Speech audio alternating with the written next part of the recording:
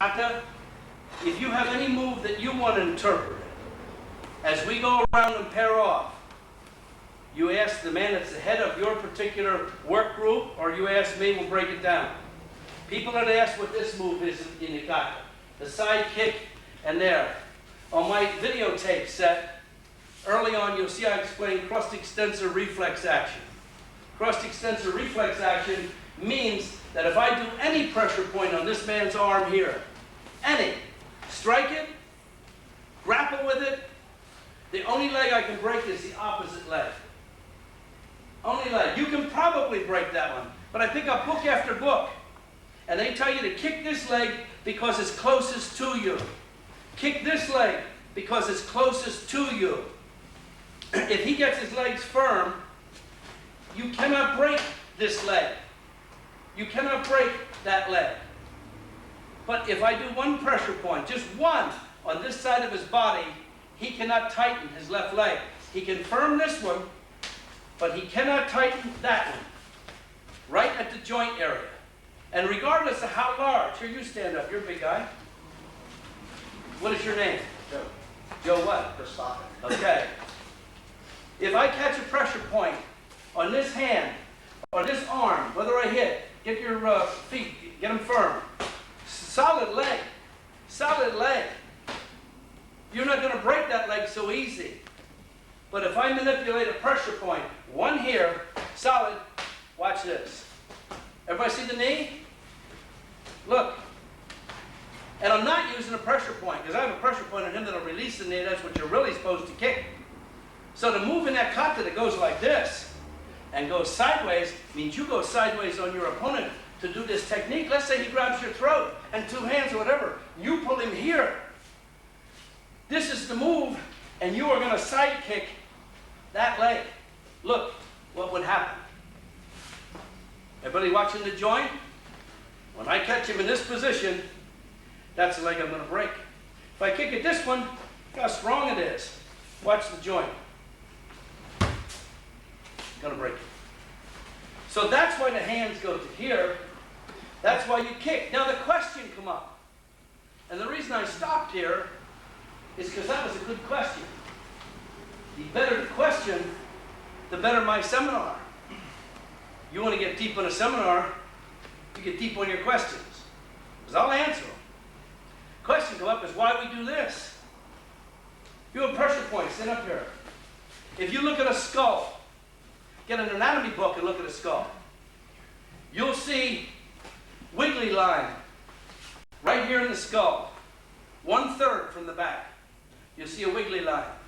You'll see a wiggly line right here. You'll see a wiggly line on the opposite side, right there. Little wiggly line where the bones of the skull go together like that. Through that wiggly line are little nerves like that end. And when we grab them, we actually torque them. Those nerves actually interrupt or interfere with the person's vision because they get to the optic nerve. And when we do them, they are rub points. So you do this. You can grab the person here and you lock in. If he wants to try to maintain a tight neck, it really doesn't matter because they are going to release the neck. I told you early on in this seminar, there's a pressure point to release your shoulder, your elbow, your hips. There's a pressure point to relieve every joint you have. This one releases the person's neck. So if somebody grabs me, I grab him here. I have the neck, but I'm on the pressure points to control it, and when I wiggle it, you'll see the eyes. And you'll see they get a glassy look. They get a glassy look. And that particular move in the kata is a follow-up to this in case there's any reason the kick did not work. Let's say he grabs my throat and I take him to my opposite hip using pressure points naturally. And I kick the leg and for any reason I slip off or miss or cannot do his leg, maybe he's too strong. Shouldn't be though, because you're going to see pressure points that'll break that leg. And I step in and I go to here, I go to the opposite side, and I will turn his head like that. And then I do the completion of the qoute move. And that's why that qoute faces this way, goes sideways, and then turns at your opponent, because you're going to have to turn when you've turned his head to complete that move. Okay, sit down. You're going to get up and pair up and work on the cross extensor reflex action. I'm going to have one side grab the other side. You can stand up. You grab me. You're going to catch the 2 pressure points here, and then I do not want you to kick the opposite leg, but I want you to just feel it like that to see that it isn't weak. Have your opponent tighten this one. Tighten this one. Look at that one. Look at that one. I don't want anybody kicking that opposite leg, because we do not want a leg injury. I'm just teaching you what cross extensor reflex action does. Everybody pair off with your group person.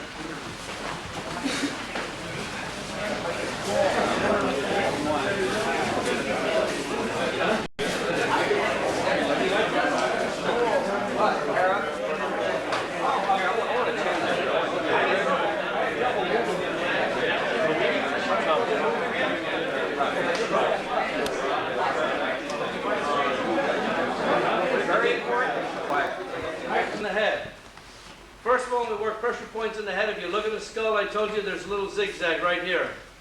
There's a little zigzag right here, little zigzag right here. There's nerves that come through there.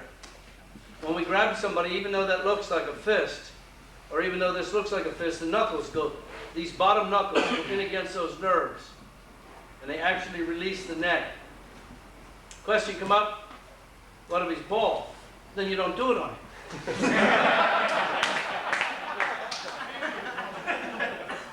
Why would I grab his hair? You don't have anything. Only about 30 to 40% of people that are bald have active pressure points here. There's a lack of energy right here, that's why he's bald. That's a true story. When it comes to hair and hair pressure points, the thinner my opponent's hair, the less likely I am to go after him. You understand? Less likely. If there's thin hair, I wouldn't use the technique. We would use another technique. This man has somewhat thin hair and is thin through here. It's a 50-50 chance whether he has those pressure points there. The thinner your hair, or the less of it, the weaker the points are. They become more vulnerable and weaker when your hair is thicker. A black person with a fro, and if he's got good thick hair, when I grab him on those top points, these top ones control the optic nerve. And if I get in good thick hair and grab them, tears come to their eyes. I just had a man over in Australia, he was Italian with thick hair. And I grabbed him and his eyes went shut, water was running out. I let him go, he couldn't see right away. If vision comes back, it only messes up the vision temporarily, but it gets you out of a self-defense situation. So the technique would only be used if the person has thick hair and enough of it. Now the reason I went to the side points on you come here. One third here is where the points are. Now maybe he feels it, you feel it? He feels it. But I wouldn't go for it because he's bald there, I wouldn't go after it. When a person has no hair here and has nice thick hair here, these points are weaker yet. He loses the feeling here and here, but he becomes more susceptible to these. So if you see a person bald here and has thick hair around here, your hair I wouldn't grab there either because it's so short. You understand? So why would I do it? I would use another technique. I would use your ear, or I would use your jawline or something. I wouldn't go for your hair. But because he does have hair means these points are weak on him and I can control his head with those side points. So if you would, the next time you come back, let that grow out a little bit. But because I have a lot of hair here and not much here, I wouldn't go for that. He grabbed my throat, I would grab him here. I would get him right there. Somebody with a lot of hair up top, this looks nice and thick, I can grab him here and control him because I'm right on these points. And now look at the eyes. You all right? You okay? And sit down. Everybody look at his eyes. Turn the eyes to that camera. You see the eyes are bloodshot? He's temporarily lost the vision. He doesn't lose it the whole time, but it messes with the optic nerve. The pressure point here messes with the optic nerve. And when you mess with the optic nerve, your opponent cannot see. It also releases the neck so that we have him here. How many people have moves in kata that go like this? You understand? And when I first learned that, they told me this is blocking and this is striking the person's ribs. It's not really blocking and striking the person's ribs. You come here. This is a person who has probably grabbed you. And you can go to either side, this means, here or the other side. And you are really putting him in this position and you are striking him like this. You are stretching the nerves off the neck, stretching the nerves coming off the shoulder and back into the neck, getting them at full stretch and striking the opposite side. So when you have that kata and you go like this, that has a serious meaning. When I was taught that kata, I was told somebody's grabbing at me and I'm doing this. You cannot come between somebody's hands and put them out or down and knock them away. And let's say I did. Move your hands a little bit for me. And I hit him here. Tighten your stomach and ribs. You are not going to hurt him coming from this angle and direction. That is not the angle and direction to hurt the ribs. The angle and direction to hurt the ribs is up, not down and in. Everybody understand that? The nerves lie under each rib. Under each rib. You've got to come up with the nerves under the ribs, not down at them. So that's wrong. But you wouldn't use this technique in a real self-defense situation. You understand the way it's taught in the kata. But the way I teach it, you could use it for real. It's the same move. Every time I do that kata, and I go like this, what's in my mind is a person grabbing me. That's what this represents. And then this represents what I'm doing to him. And then I'm going to put him here. That means that every time I do my kata, I have a real self-defense working in my mind.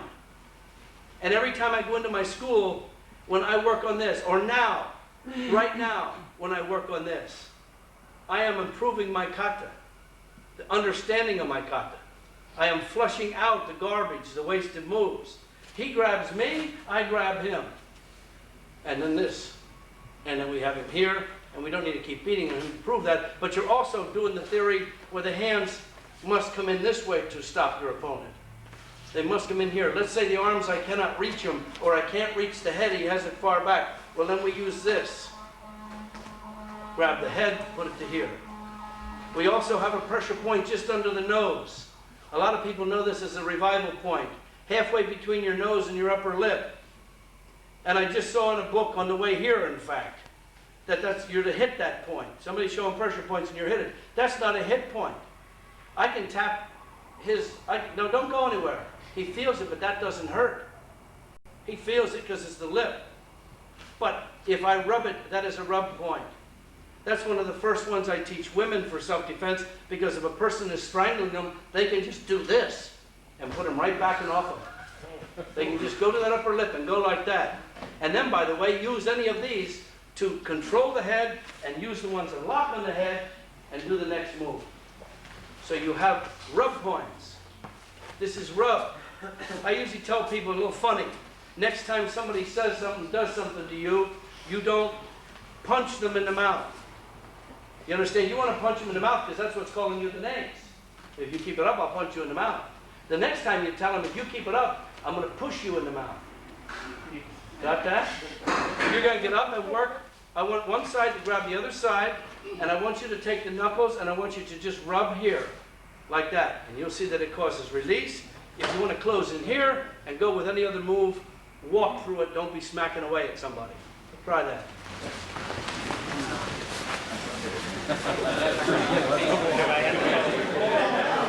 That's pretty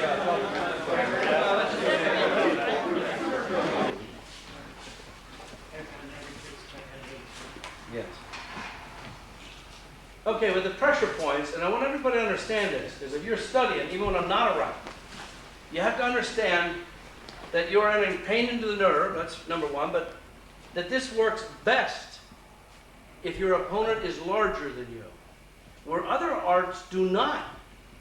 Other arts, if he's a lot larger than you, you're in a heap of trouble. This works best from the littler person up. That's why they said karate was a little man's art. And we thought it meant because he could avoid and get out of the way and run around. That's what we assumed. And that's actually what they meant by that statement. Gichin Funakoshi has a book, Karate Do My Way of Life. He says in that book, the stronger a person is, the stronger he tries to become, the weaker he makes himself. I didn't understand that statement. I read that, now I understand that statement. The larger a person, the larger the pressure point. The lower a person, the lower the gravity. You put the pain down. That's why a lot of long, low stances in katas and forms. You're not going down to fight in that position. You have a much larger opponent. This guy here is larger than I. If I get him in a technique, the lower I go, the more pain he is in. So a lot of techniques in katas that just look like this, or you're getting in a lower stance, you're not blocking down here. You have somebody that was up here, and you're putting him down, and the lower you go, the more pain he gets in. I had a California seminar, and there was a person there, 5'4", and there was a person there about 5 foot. And the 5'4" person was with a much larger opponent, maybe a 5'10", 5'11". And the 5'10" person was saying, I can't seem to do the pressure points on the littler person. They're not working the same. The man had great big hands. The person had littler, thinner wrists. And he was actually overlapping all the points and holding his own knuckles. He wasn't working the technique because he couldn't get on the point. I took the person 5'4" and I moved him with the person who was 5 foot. I had the person 5 foot do it on the 5'4", same technique, and the person 5'4" screamed and went down. Where here the big person couldn't put the person down, the little guy. This works better if your opponent is your size and a little bigger, but that's when it's needed. It's needed when you have somebody great big. What would you do against one of these big guys in the room? You have to have a technique that stops them or drops them instantly. You cannot fight them equal for equal. That's what makes this an interesting art. Now, some children and some smaller women lack some of the pressure points, especially where muscle development is required. About 60% of women do not have the pressure point in between the thumb and the forefinger because women lack a muscle there. Men have a pressure point there, women doesn't. Some child don't. Some children in the arms, the points haven't developed. But when they get to puberty and muscle starts to develop, the pressure points start to develop as a protective device for your body. So that's what we're playing with. But the first thing a guy comes over and says, it didn't work on this little kid. Why would you need it on a little kid? It's needed on the big person. The little kid hit with your whole fist, it'll cover half the face. Okay. We're going to get back up and work on the pressure point involving the hair. And I want you to, you were doing this lip one. If ever you practice that, watch you don't give somebody a fat lip. You know, it's an opponent you're practicing with. I want you to get the hair one and grab him back in the 45 side and see if it doesn't release the neck. Everybody pair up and do that.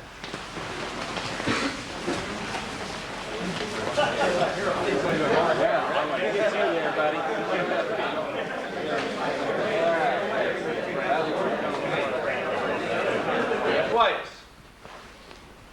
That does not necessarily mean you have two opponents. Understand that? It does not mean that, or it doesn't mean you have a man over here and a man over here.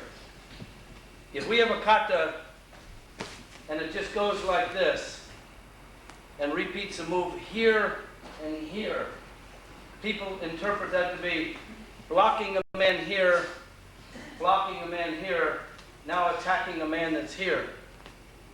It does not mean that.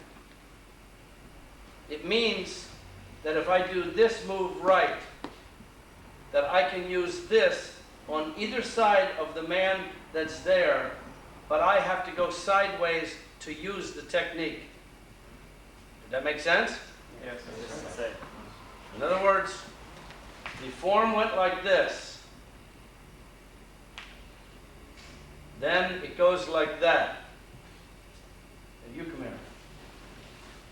That can be a work against a push, and the man's pushing me.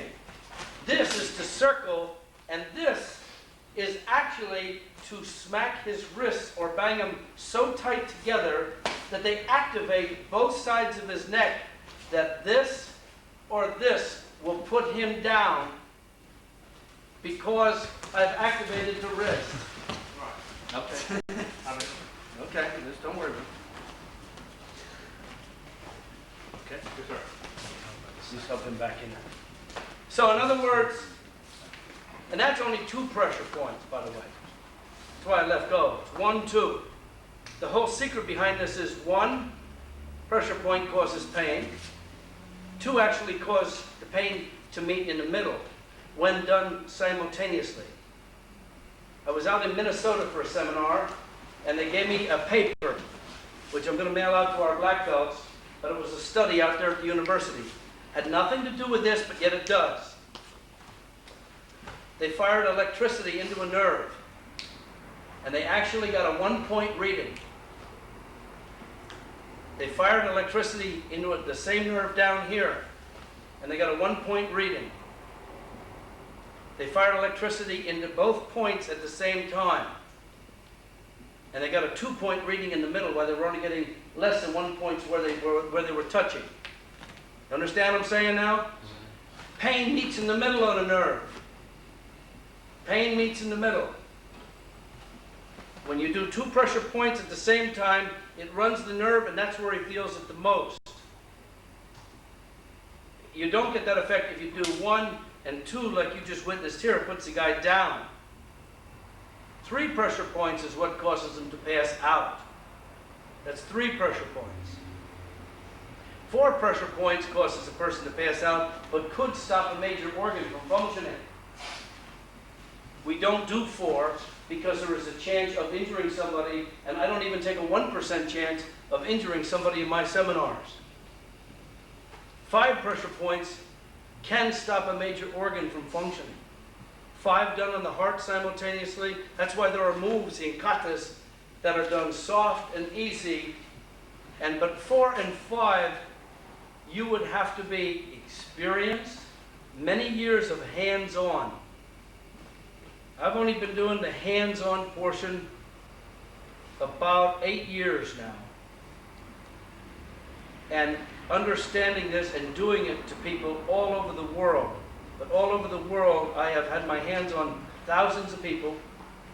I have done thousands upon thousands of knockouts on people all over the world, different size people, and I get a hands-on that a lot of you will lack that particular hands-on and grapple, unless you go out and do seminars and start doing it also. It does take a little touch to get better at some of this. But you also, when you're learning it, do not want to hurt somebody. And as I said a minute ago, I don't even take a 1% chance of injury to somebody. I'd rather do 2 pressure points and him not pass out than do 3 and hurt the person, or do 4 and hurt the person. If you see a dizzy and the eyes go, that's usually enough that is going to put the person down. In a boxing match, they stop the match with it. Okay, who is working on the techniques around the room? Do you want to show yours? Okay. Come up here. Camera time. Each one of you heads are going to show your technique. Watch your opponent. Okay. Here. And turn the other direction. Right. We'll push. Trap in the hand here. Rub the point here. Here. Bring it to here. Set in the horse band one more time. Here. Okay. Okay.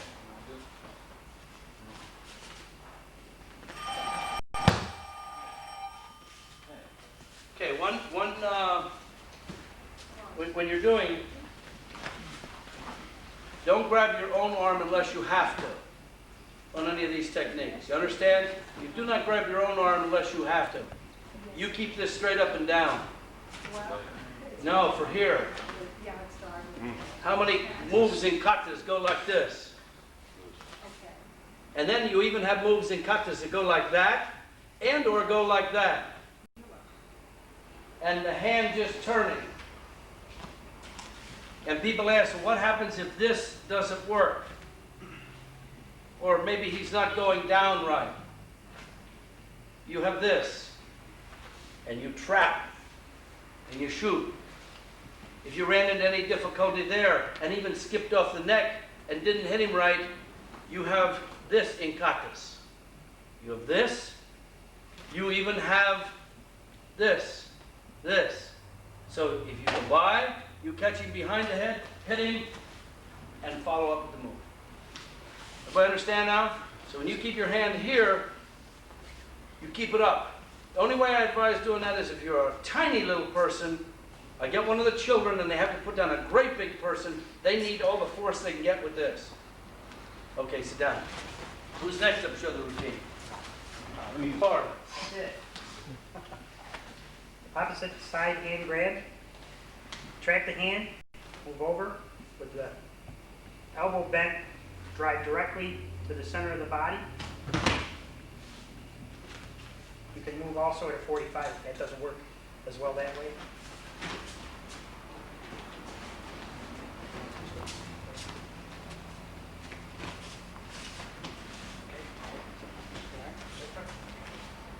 Okay. We didn't mention this earlier, but when we step off with the 45, your hand should move towards the center line of your opponent, meaning the center here. The two wrist points are actually a weak spot for center line. They weaken the entire center line. If I step in and hit this man in the solar plex, he feels it. But if I just have a hold of him, torquing the wrist and hit him in the solar plex, he gets a double impact than I hit him with on the solar plex. The two wrist points are a weakness for that whole center line, and if I want to hurt somebody, I go towards the center of their body. So at the same time, I would be stepping with my technique. I am focusing. That is the meaning of focus in kata. That it doesn't mean punches to the center. It means that I am focusing in my mind and know why I am doing that technique. I might be all alone doing this technique, but my focus is towards an imaginary opponent in center line. Lawrence Stone, by the way, came up to me several years back, what, about 7 years now? And he came up to me in the seminar and he told me, he said, you know, I have a handicap problem. He said, people have been taking my money for years teaching me karate, but he said, it was stuff I couldn't use. He even told me they were teaching you katas you could do in a wheelchair, all kinds of stuff. And he said, this I can use. I want to learn this. And Stoney's been doing this ever since. Give him a good round of applause.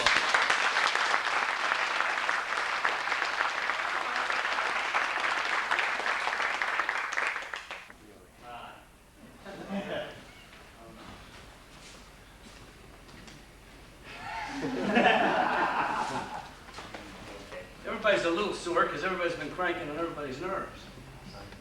You've been cranked on this side? Quite. Okay, good. Just do it. Don't worry about it. Okay, move is double knife hand guarding block out of Kano. Taekwondo stylists do it this way. Some of the stylists do it this way. My interpretation is good old redneck has a roundhouse punch and tries to punch in the face. Moving in, getting on the lung meridian, then coming up and tapping in the neck. 1, 2. Very good. Very good. Thank you. You want to hit him with it? It's a roundhouse. Okay. 1, 2. Good job. You all right? Yeah. Now, how many people do that technique in their style? That's right. That's right. Jack, Hogan, you want to show your technique? Hogan? Me? Yeah, why not? Yeah. All right. What I did was the second move out of Hinan Shodan, starts in this way. So this is from a graph. What I'm doing is hitting this point and this point. Okay? And I hit these. Show what the points are to the camera. In other words, this point, don't tell anybody what you're this doing. This point, little finger side, about 1 inch up from the wrist joint. This one is the one that affects Half the inch legs. up, you're saying, right? Half inch up from the wrist joint. Okay, you listen. Half inch. This one is the one that affects the legs, just on the inside of the forearm. I'm tapping here and here. This direction, just like in the qoute. From here, he goes this way. And you follow up here. Okay? Look, and don't hit him hard with that. No. If anybody's practicing that, do not hit in there with a hammer fist. And do not hit in there with any knuckles flying. What we try to do is to get in tight on a point, is to use a little knuckle. A little knuckle. If I hit somebody, here, you come here. What's going to hurt this guy more? If I hit him with this in the eye, or I punch him in the eye? That's going to hurt more. Smaller object on pressure point. What hurts him more on a pressure point is the smaller object. We use this knuckle. We use that knuckle. I use this knuckle. I use this knuckle. Sometimes it looks like I hit somebody with a hammer fist. It might have looked like that was a hammer fist going there. But in essence, the concentration and the focus is that little knuckle getting in that hole. You have a pressure point in the hole that goes that way, you have one that goes that way, and you have one that goes that way. And you really only have to connect with that knuckle in there, but you've got to get it in that hole. If I understand that? You also have, I brought this up earlier, but how many people teach women to do a palm under the chin? You understand? Or they teach self-defense. Knock the arm away, hit him under the chin, palm into the nose. Technique does not work. Especially if it's a little person against this bigger person. You have no pressure point under the chin. He keeps his teeth together.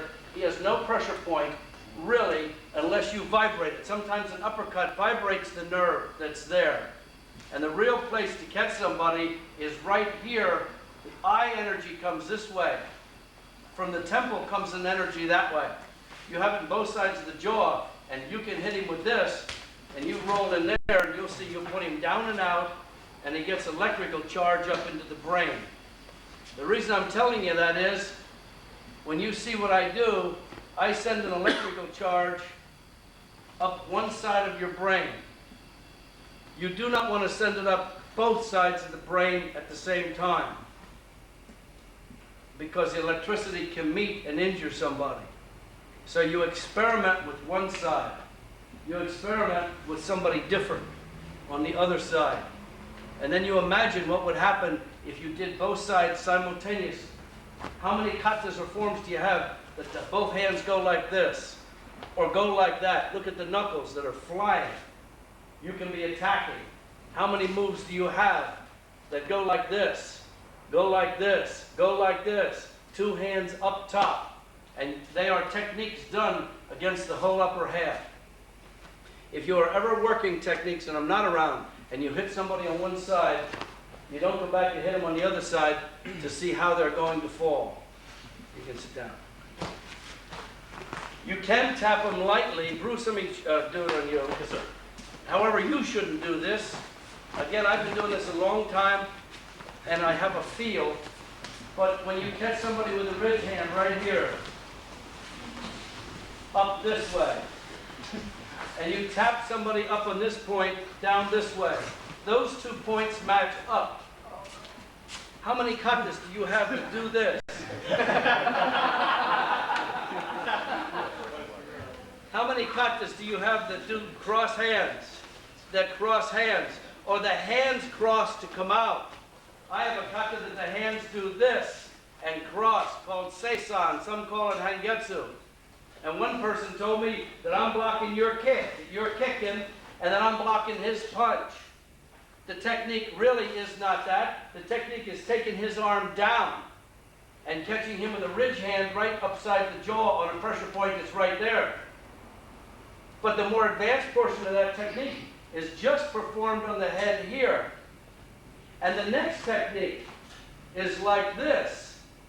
Because if this technique, for any reason, only dizzied him, then you are to grab the head pressure points and actually whiplash the neck. You do not have to break the neck as such, but any quick jerk, if I tap this person, any quick jerk, and then quick whiplash the head. Remember I showed you the head pressure points today and how to control or move the head? Well, if you dizzy somebody and just grab his head and whip it. So that's what that means in a kata. That's what that means. My instructor told me this hand's blocking, grabbing the man's arm and pulling it.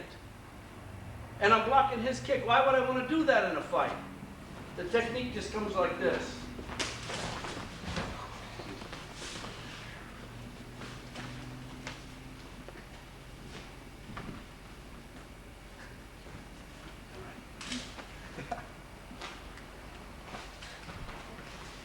Don't play with that because I did crisscross the head. Here, guys, stand up quick. I'm feeling great now. Yeah. You hit somebody in the ribs. You hit somebody in the ribs. This is gallbladder up here. It's a gallbladder point. You have a gallbladder warning point here. If I hit somebody in the ribs, how many moves in katas go like that? Okay? I'll separate the two. I can't do them both at the same time because the pain meets in the middle. But if I zip the ribs or hit his ribs, all I have to do is set him up there and the fight's over across the leg.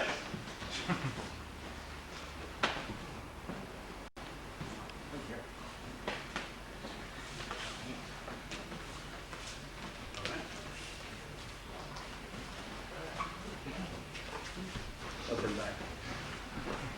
How many people here have a move like this in their kata? Huh? How many people? How many people put their hands in their hips in their kata? You know, I go out everywhere. People do not have an explanation for that. Isn't it better to have an explanation? Yes, sir. It's better to have an explanation. It's better to know in your mind while you're doing the move. One of the places that you're weak is behind the jaw. Stand up here quick. Behind the jaw, but back to front. Keep your teeth together. This way. Feel that? Electrical charge will put the person out with just this technique. The arm sets it up. Ed, come on. All right. Lights out time. Make a fist at me. No. I just want to show you a connection with that because you do your hands on your hips. And people do not know why. All over, everybody at a tournament. I was showing you a technique today that involved a fist in your face. Right? I have a kata that goes like this. And steps out to the left and goes like that. Got that? In other words, I have a kata called kinken, golden fist. It opens up with that, that, that.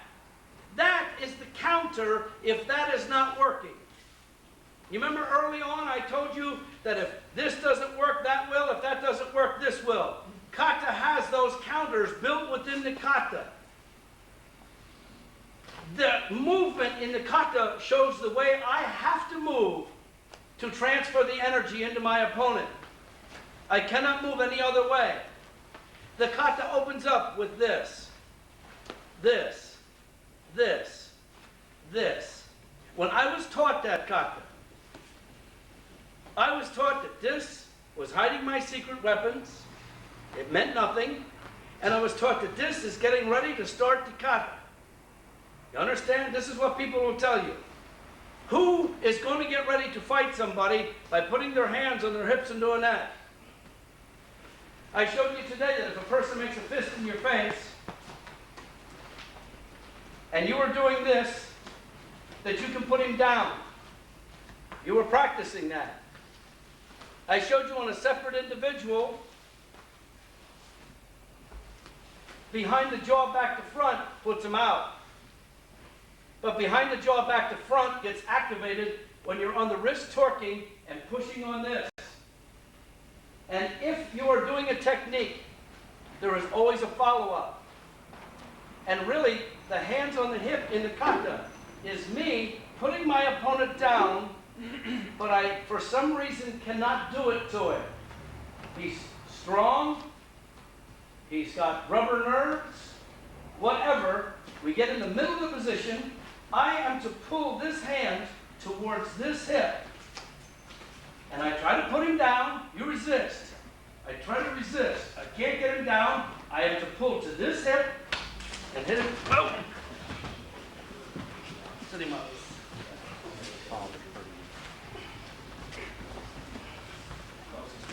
Move over this way. Move over here. Move over. Yep. No, you let me do that.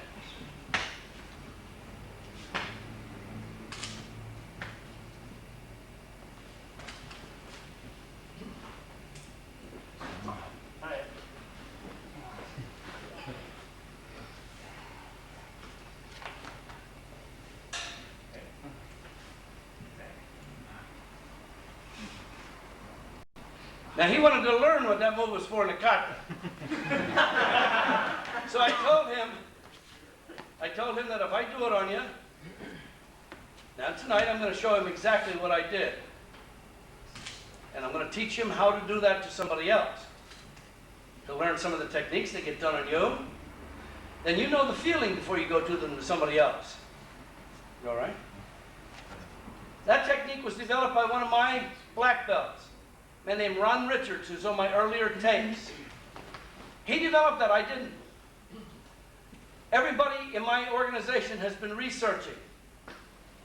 I had a man that's works my pressure points in Newark, Delaware. Jim Clapp. We were sitting in a place the other night, and he showed me a knockout he developed on his own. I teach the theory. A lot of my black belts and the people studying this have different ways to put somebody out. And when you do it and show me, they usually get to do it on me. If you ask my wife when this is finished, she developed a knockout right in my house, was working, and I said, before we do that anywhere else, I want you to do that on me.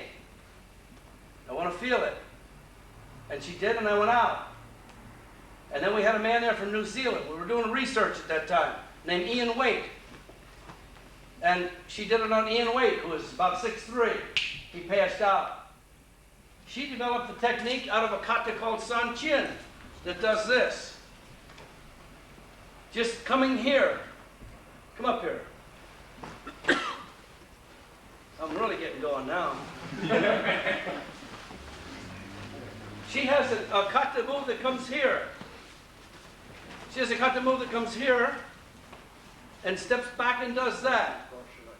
And you're really to be hitting the arms and activating the arms, and the punch comes in. You're to hit these arms, activate, and catch the head on the gallbladder point, and use your palm on the heart point in the back. Both like this, as done in the kata. No different than in the kata.